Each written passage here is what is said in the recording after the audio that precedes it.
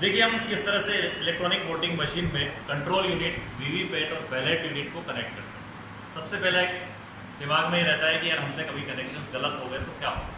मैं आपको वो तरीका बता रहा हूँ कि आपके इन तीनों मशीनों के कनेक्शंस आपस में चाहकर भी गलत नहीं हो सकते। उसके बाद मैं आपको दिखाने वाला हूँ कि यदि आपने कनेक्शंस किए हैं और इलेक्ट्रॉनिक वोटिंग मशीन काम नहीं कर रही है तो आप आपके लेवल पर क्या क्या कमियाँ देखकर उन्हें पूरा कर सकते हैं।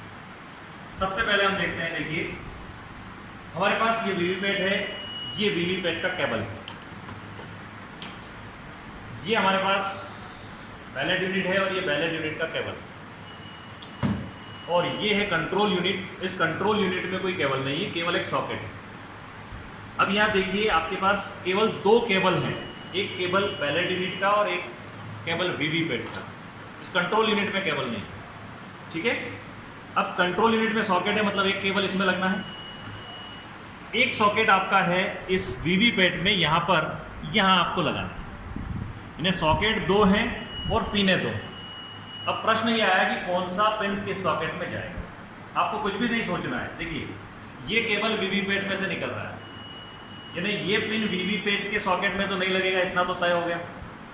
जब ये तय है कि ये केबल इस सॉकेट में नहीं जाएगा तो इस केबल को कहाँ जाना है, बिल्कुल तय हो गया कि ये केबल आपकी किस में कनेक्ट हो जाएगी, इस कंट्रोल यूनिट में। सबसे पहले हम इसको कंट्रोल यूनिट में कनेक्ट कर दें।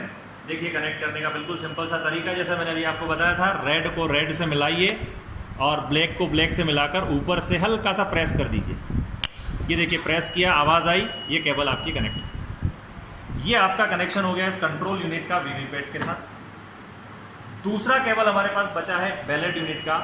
इस बैलेट यूनिट को लगाने के लिए अब सॉकेट हमारे पास एक ही बचता है और वो है आपका वीवीपैट में। तो देखिए हम वीवीपैट में इसको कनेक्ट कर देंगे इस तरह से, रेड पोर्शन रेड की तरफ, ब्लैक ब्लैक की तरफ, और इसको प्रेस कर दें। ये आपका कनेक्शन प्रॉपर हो गया। अब ये किसी भी तरह से कनेक्शन में कोई मिस्टेक नहीं। तो यहाँ आप एश्योर हो जाइए कि आपसे इलेक्ट्रॉनिक वोटिंग मशीन के कनेक्शन उल्टे हो गए।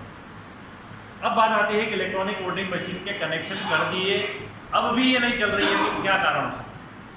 केवल उसके तीन कारण हैं। सबसे पहला रीजन तो ये है कि जब आपने यहां पर इस वीवीपैट की केबल को लगाया तो आप यहां इंश्योर कर लें कि इस पिन के ऊपर एक स्लाइडिंग स्विच है। ये स्लाइडिंग स्विच एक पर ही मिलेगा आपको और ये एक पर ही होना चाहिए। अगर ये नहीं है, दो पर चला गया है इसको लगाते वक्त, तो आप इसको एक पर कर लीजिए, नंबर 1।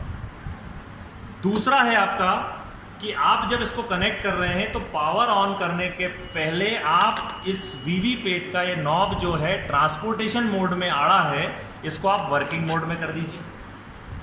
अगर ये ट्रांसपोर्टेशन मोड में होगा तो भी नहीं चलेगा। और तीसरी चीज हमारे पास आती है कि इस बैलेट यूनिट का ये जो स्विच है, यहाँ पर जो ड्रम बिल है, अगर आपके यहाँ एक बैलेट यूनिट काम में आ रही है तो यहाँ पर 0-1 होना चाहिए। अगर ये तीनों बराबर हैं तो फिर कोई चांस नहीं है कि आपकी इलेक्ट्रॉनिक वोटिंग मशीन नहीं चले। लेकिन फिर भी यदि आपको लग रहा है कि ऑन करने के बाद मशीन नहीं चल रही है तो क्या हो सकता है, हम देखें। क्या हुआ, हमने कनेक्ट किया, जल्दबाजी में हमने कंट्रोल यूनिट को ऑन कर दिया और इसका ट्रांसपोर्टेशन मोड को वर्किंग मोड में लाना भूल गए। अब जब हम ट्रांसपोर्टेशन मोड को वर्किंग में लाना भूल गए और मशीन ऑन कर दिया, अब आपकी मशीन नहीं चलेगी, वो कहेगा रिप्लेस वीवीपैट। तो ऐसी स्थिति में आपको क्या करना है, आप तुरंत इसको वर्किंग मोड में लेकर नहीं आएंगे। आपको करना है सबसे पहले इस कंट्रोल यूनिट का स्विच ऑफ, उसके बाद आप इसको वर्किंग मोड में लेकर आइए और फिर कंट्रोल यूनिट का स्विच ऑन करिए।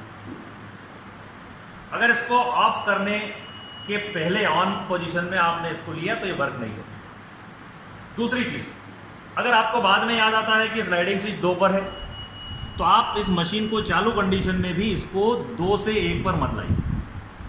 आप पहले कंट्रोल यूनिट को बंद करिए, कंट्रोल यूनिट को बंद करके स्लाइडिंग स्विच को 2 से 1 पर ले आइए, आपकी मशीन ऑन हो।